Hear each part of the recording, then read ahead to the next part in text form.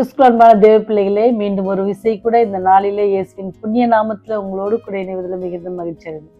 இந்த காலைக்கதை நிகழ்ச்சி ஒவ்வொரு நாளும் தேவனுடைய அன்பை குறித்து உங்களோடு பகிர்ந்து கொள்வதில் மிகுந்த மகிழ்ச்சி அடைகின்றேன். இன்னைக்கு நமக்கு வருகிற செய்தி என்ன அப்படின்னு சொன்னா, சங்கீதம் 80வது அதிகாரம் 1வது வசனம். இஸ்ரவேலின் மேய்ப்பரே, யோசேப்பை ஆட்டு மந்தை போல நடத்துகிறவரே, செவி கொடும் கேருபின் மத்தியில் வாசம் பண்ணுகிறவரே. ஏன்னு சொன்னா அவரை துதிக்கணும்னு சொன்னா, அவர் எப்படி நமக்கு மேய்ப்பராக இருக்கிறார். யோசேப்பு எப்படி நடத்துறாரா? ஆட்டு மந்தையை போல நடத்துகிற தேவன். ஏன்னு சொன்னா, ஆண்டவர் ஒரு நல்ல மேய்ப்பன். தன் ஆடுகளுக்காக தன்னுடைய ஜீவனை கொடுக்கிற ஒரு மேய்ப்பன். ஒரு நாள் என்ன செஞ்சா, ஒரு போதகர் பிரசங்கம் பண்ணிட்டு இருந்தாரு. அவர் பிரசங்கம் பண்ணும்போது அந்த பிரசங்கத்துல அவர் என்ன சொன்னார் அப்படின்னு சொன்னா, கர்த்தர் நல்லவர், கர்த்தர் நல்லவர் அப்படின்ட்டு ஒரு வார்த்தையை சொல்லி அந்த பிரசங்கம் அவர் முடிச்சிட்டாராம். அன்றைய தினத்துல பார்த்தா புதிதாக வந்த ஒரு நபர் முடிந்த பிறகு சொன்னாரா, ஐயா நான் இனிமேல் இந்த சபைக்கு தான் நான் வரப்போகிறேன் அப்படின்ட்டு சொன்னாராம். என்ன ஐயா இங்க உங்களுக்கு ரொம்ப பிடிச்சிருக்கு? இல்ல இந்த ஒரு வார்த்தை எனக்கு ரொம்ப தொட்டுச்சு, எங்கேயோ நான் கேள்விப்படாத ஒரு காரியம், கர்த்தர் நல்லவர் அப்படின்னு சொல்லி. ஏன்னு சொன்னா, கர்த்தர் என் மேய்ப்பரா இருக்கிறாரு, அவர் நல்லவர், எப்படி தன்னுடைய ஆடுகளை அவர் பத்திரமாக பார்த்து கொள்கிறார் அப்படின்லாம் அந்த பிரசங்கத்தை கேட்டதுல நான் கண்டிப்பா இங்கே தான் வருவேன்னு சொன்னாராம். நீங்களும் நானும் நம்முடைய வாழ்க்கையில எத்தனை தடவை ஆண்டவர் நம்மை ஒரு ஆட்டுக்குட்டியை போல நம்ம நடத்திருக்காரு. நீங்க நினைச்சு பாருங்களேன். இன்னைக்கு டைம் கிடைச்சா கொஞ்சம் யோசித்து பாருங்க, எப்படி அவர் நம்மை நடத்தி வந்தார். எப்படி எந்த சேதமும் நம்ம பற்றக்கூடாது, நம்ம கஷ்டப்பட்டுறக்கூடாது, அப்படிதான் என்ன செய்யறாரு, நம்ம பட்னியா இருக்கக்கூடாது அப்படின்னு சொல்லி புல்லுள்ள இடங்களில் மேய்ப்பார். மேய்ப்பன் எப்படி மேய்ப்பார்னு சொன்னா, அவருடைய ஆடுகளை புல்லுள்ள இடங்களில். அதே போல ஆண்டவர் உங்களை என்னென்ன செஞ்சிருக்காரு, ஒரு நாளும் பட்னி இல்லாம அழகா நம்மளை வழி நடத்திருக்கிறாங்க. நீங்க பாத்தீங்கன்னு சொன்னா, தாவீது ஆட்டுக்குட்டியில ஆட்டு மந்தை மேய்க்கும் பொழுதுதான் செய்வாரு. ஒரு தடவை தன்னுடைய ஆடுகளுக்காக என்ன செய்வாரு, சிங்கத்தை செய்வாரு. அவர் சிங்கத்தோட என்ன செய்வாரு, சண்டையிட்டு அந்த காப்பாற்றுவார். ஒரு தடவை கரடி கிட்ட இருந்து காப்பாற்றுவார். இதெல்லாம் என்னத்தை காட்டுதுன்னா, அந்த ஆட்டு மேல அவங்க வைத்திருக்கிற பாசத்தை காட்டுது, அவங்க எவ்வளவு நேசிக்கிறாங்கன்றத காட்டுது. அப்ப தாவீதே அப்படின்னு சொன்னா, உங்களையும் என்னையும் சிருஷ்டித்தவர் நம்மை காப்பாற்றாம விட்டுருவாரா, இல்லை நம்மை தவிக்க விடுவாரா, இல்லை நம்ம மாட்டிக்க விடுவாரா அப்படின்னு நம்ம யோசித்து பார்க்கணும். ஏன்னு சொன்னா, ஆடுகள் ஏன் ஆண்டவர் உங்களை என்ன ஒரு அவர் ஒரு மேய்ப்பனாகவும் நம்ம ஒரு ஆடுகளாகவும் பாவிக்கிறோன்னு சொன்னா, ஆடுக்கு என்ன தெரியாது, ஒண்ணுமே தெரியாது. ரொம்ப இன்னோசென்ட் அனிமல் அது. அதுக்கு எதுவுமே தெரியாது. இப்போ பார்த்தீங்கன்னு சொன்னா, ஆடுலாம் கசாப்பு கடைக்கு கூப்பிட்டு போறாங்கல்ல, அழகா வேன்ல வச்சு ஏற்றிட்டு போவாங்க. சம்டைம்ஸ் என்ன செய்வாங்க, அப்போ அதுக்கு தெரியாது எங்க கூப்பிட்டு போறாங்கன்னு, அப்படியே பின்னாடியே போகும். அது பின்னாடி போகும். ஆனா ஆண்டவர் அதை சொல்றாரு, அதை பாதுகாக்கணும் அப்படின்னு சொல்லி தான் என்ன செய்யறாரு, அதை எப்பவுமே அது கூடவே வச்சு, ஒரு மேய்ப்பன் எப்படி தன்னுடைய ஆட்டு கூடவே இருந்து என்ன சொன்னா, ஒவ்வொரு மேய்ப்பனும் நீங்க பாத்தீங்கன்னு சொன்னா, ஒவ்வொரு ஆட்டுக்கும் பேர் வச்சிருப்பாங்க. நம்ம எப்படி பிள்ளைங்களுக்கு பேர் வைக்கிறோமோ, அது மாதிரி அவங்களும் அவங்க ஆடுகளுக்கு பேர் வச்சு அதை கூப்பிடும் பொழுது அது அழகா அது ஒரு சத்தம் கொடுக்கும். ஒரு சில டைம்ல என்ன செய்யும் அப்படின்னு சொன்னா, அவங்க சவுண்ட், மேய்ப்பனுடைய சவுண்ட் என்ன செய்வாங்க, அவங்களுக்கு சொல்லி கொடுத்துருப்பாங்க. அவங்க கத்தும் போது அது கரெக்டா நிறைய ஆடுகளாக மேய்ஞ்சிட்டு இருக்கும். நீங்க கிராமத்தெல்லாம் பார்த்தீங்கன்னா, ஒரு 4-5 பேர் ஒன்னா அவங்க ஆடுகள் எல்லாம் மேய்க்க கொண்டு போவாங்க. காலையிலேயே எழுந்துச்சு கூட்டு போவாங்க. ஆனா எல்லாம் ஒன்னா விடுவாங்க ஒரு இடத்துல. திருப்பி சாயந்தரம் வரும்போது ஒரு குரல் விடுவாங்க. எல்லாம் அது அவங்க மேய்ப்பர்கிட்ட வந்தா திருப்பி அவங்க வீட்டுக்கு கூட்டு வருவாங்க. அது சவுண்ட் வச்சு அவங்க. இப்போ நீங்களும் நானும் ஆண்டவர் நம்மை நடத்துகிற விதம், ஆண்டவர் நம்மை போஷிக்கிற விதம், ஆண்டவர் நம்மை பாதுகாக்கிற விதம், அநேக வாக்குத்தத்தங்கள் கொடுத்துருக்கிறாரு.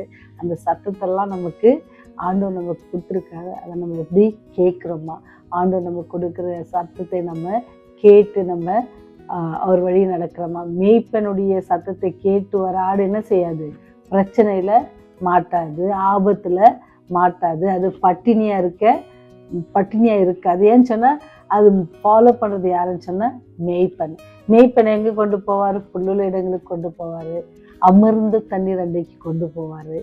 அப்ப தாகத்தையும் அவரு தீர்ப்பாரு.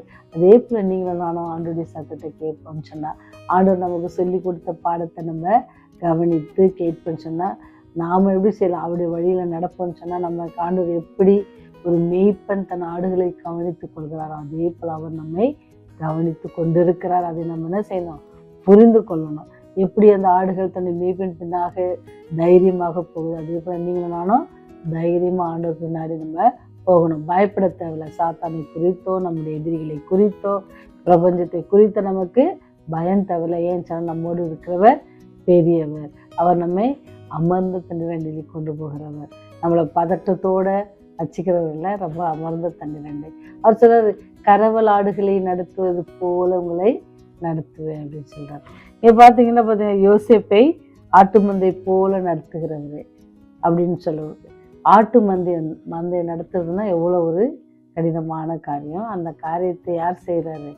ஆண்டவர் உங்களுக்காகவும் எனக்காகவும் செய்ய காத்திருக்கார். நம்ம எல்லாரையும் அவர் என்ன செய்யறது? ஆட்டு மந்தையாக நினச்சி காத்திருக்கா. அவருடைய சத்தத்தை கேட்போம் அப்படின்னு சொன்னால், அது நம்ம கேட்டு நடப்போம் அப்படின்னு சொன்னால் என்ன செய்யணும்? நமக்கு பட்டினி இருக்காது, ஆபத்து இருக்காது, நல்லா சாப்பிட்டோன்னா வியாதி இருக்காது, எல்லா காரியமும். ஒருவேளை நமக்கு பிரச்சனை வந்துச்சுன்னா எப்படி தாவீது ஓடி வந்து காப்பாற்றுவார், அதே போல் ஆண்டவர் நம்மை ஓடி வந்து காப்பாற்றுவார். அதனால அப்படி காப்பாற்றுனால தான் அவர் ஓடி வந்து நீங்களும் நானும் மந்த பாவத்தினால மாண்டு போக போகிறோம் அப்படின்னு தெரிஞ்சு அவர் என்ன செஞ்சார்? ஒரு மேய்ப்பனாக எப்படி ஒரு ஆடை காப்பது போல ஓடி வந்து நம்மை அந்த நித்திய மரணத்திலிருந்து காப்பாற்றினார். அவர் நமக்கு நல்ல மேய்ப்பராக இருக்கிறார். நீங்களும் நானும் அவருக்கு பிடித்த ஆட்டுக்குட்டிகளாக இருக்கிறோமா, இல்லை அந்த ஆட்டு மந்தையிலிருந்து பிரிந்து போகிறோமா, அதில் மேய்ப்பின் குரலை கேட்காதபடிக்கு நம்ம இஷ்டப்படி போகிறோமா? இதெல்லாம் நம்ம என்ன செய்யணும்? யோசிக்கணும். நான் சும்மா கொஞ்சம் தான் அப்படி சொல்கிறேன், நீங்கள் உட்காந்து யோசித்து பாருங்கள். மேய்ப்பன், ஆடு, அதெல்லாம் நீங்கள் யோசித்து பார்த்தீங்கன்னா சரி, ஆண்டவருடைய உறவும், ஆண்டவர் ஒரு மேய்ப்பனாகவும் உங்களை ஒரு ஆடாகவும் நினச்சி பாருங்கள். அவர் எப்படிலாம் நம்மளை நடத்திருக்கிறாரு. முள் வர இடத்துலாம் என்ன செஞ்சார்? நம்ம அவருடைய தோலில் தூக்கிட்டு சில ஆடுகளில் போவாங்க, நடக்க முடியாத ஆடுக்க மேய்ப்பன் தூக்கிட்டு போவாங்க. அதே போல் நம்ம நிறைய இடத்துல தூக்கிட்டு போயிருக்காங்கல்ல. அதெல்லாம் நினச்சி ஆண்டவருக்கு நன்றி சொல்லுங்கள். தேவன் நல்ல மேய்ப்பரார், கர்த்தரின் மேய்ப்பராக இருக்கிறார், நான் தாட்சி அடையேன். அவர் என்னை புல்லுள்ள இடங்களில் மேய்த்து அமர்ந்த தண்ணீரை கொண்டு போக அவர் வல்லவராக இருக்கிறார். அதை விசுவாசிப்போம் அப்படின்னு சொன்னால் ஆண்டவர் சொல்கிறார், என்ன சொல்கிறாரு? அவர் கேருபின் மத்தியில் வாசம் பண்ணுகிறார். அவர் என்ன செய்யுங்க? நீங்கள் துதியுங்க, அவரை சோஸ்தரியுங்க. தாவீது பக்தன் சொல்கிறாரு, ஒரு அரசனாக ஜீவிக்கும் பொழுது எல்லா வசதியுடன் வாழும்போது கூட அவர் யாரை தான் சொல்கிறாரு? கர்த்தர் என் மேய்ப்பராக இருக்கிறார் அப்படின்னு சொல்கிறாரு. இப்போ நீங்களும் நானும் அவரை ஒரு மேய்ப்பராக ஏற்றுக்கணும்னு சொன்னால் அவர் ஆடுகளை போல நம்ம நடத்துவார். நம்மளை எந்த வித ஆபத்திலும் இல்லாதபடிக்கு நம்மை காப்பாற்றுவார். அதை நம்ம மனசில் வச்சு ஒவ்வொரு நாளும் அவரை நம்ம துதித்து அவரை சோஸ்தரித்து அவருக்கு நன்றி சொல்லி நம்ம ஜீவிப்போம்னு சொன்னால் தேவன் நமக்கு சந்தோஷத்தையும் சமாதானத்தையும் கூடவே தருவாங்க. ஜெபம் செய்வோம். பரலோகத்தில் வாசமாயிருந்து பூமியின் மனுமக்களை கண்ணோக்கி பார்க்கறதான நல்ல தகப்பனே, எங்கள் நல்ல மேய்ப்பரே, அன்பின் ராஜாவே, இந்த வேலையினுடைய கரத்தில் எங்களை ஒப்பு கொடுக்கிறோம் சுவாமி. புதிய நாளை காணும்படி செய்திரே, அதற்காக நன்றி செலுத்துகிறோம். இந்த நாளிலும் கூட நாங்கள் செய்ய இருக்கிற எல்லா பணிகளையும் நீர் அறிந்திருக்கிறீர். எல்லா வேலைகளிலும் இந்த கிருபை எங்களோடு கூட இருந்து எங்களை வழி நடத்துது. செய்தியை கேட்கிற ஒவ்வொரு பிள்ளைகளையும் நீங்கள் கண்ணோக்கி பாருங்கள். ஒவ்வொரு தேவைகளையும் அறிந்திருக்கீங்க, ஒவ்வொருடைய இருதயத்தின் வாஞ்சைகளையும் அறிந்திருக்கீங்க. ஒருவேளை மனபாரத்தோடு, கஷ்டத்தோடு, கவலையோடு, கண்ணீரோடு இருப்பாங்கன்னு சொன்னால் கர்த்தாவே, அவளோடு கூட நீங்கள் இடைப்பட்டு ஆண்டவரை தேவ ஆவியானவரை அனுப்பி அவர்கள் ஆண்டவரை அவருடைய ஊக்கப்படுத்தி அவருடைய காரியங்கள் எல்லாவற்றையும் நீங்கள் பொறுப்பேற்றுக்கொள்ள வேண்டுமா கெஞ்சி மன்றாடுவோம் சாமி. குடும்பங்கள், சபைகள், ஊழியங்கள் எல்லாம் நடந்து கொண்டிருக்காங்க. அங்கே நடக்கிற எல்லா ஊழியத்தையும் நீர் ஆசீர்வதிங்க சாமி. இந்த சத்தியத்தை சுமந்து செல்கிற ஒவ்வொரு பிள்ளைகளையும் போதகர்மார்களையும் நீங்கள் ஆசீர்வதித்து வழிநடத்துங்க. சத்தியத்தை கேட்பதற்காக பிள்ளையுடைய செவிகளை திறந்து அவனுடைய இருதயத்தை திறக்க நீங்கள் கிருபை செய்யுங்க சாமி. ஆவியானவர் தாமே ஒவ்வொரு உள்ளத்திலும் பேச வேண்டுமாய் கெஞ்சி கொண்டாடுங்க. உண்மையான ஒரு தேவன் இருக்கிறார் எங்களுக்காக.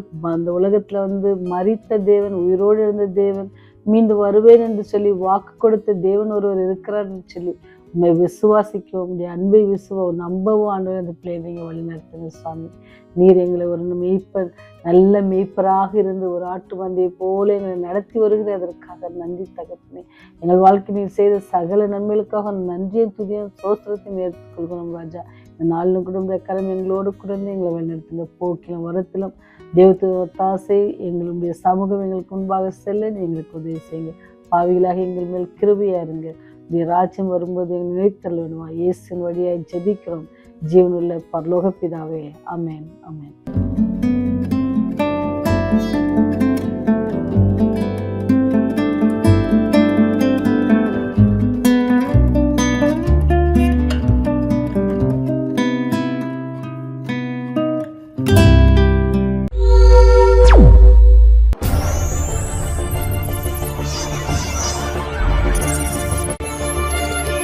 நீங்கள் பார்த்துக் கொண்டிருப்பது உங்கள் ரிவைவல் டிவி.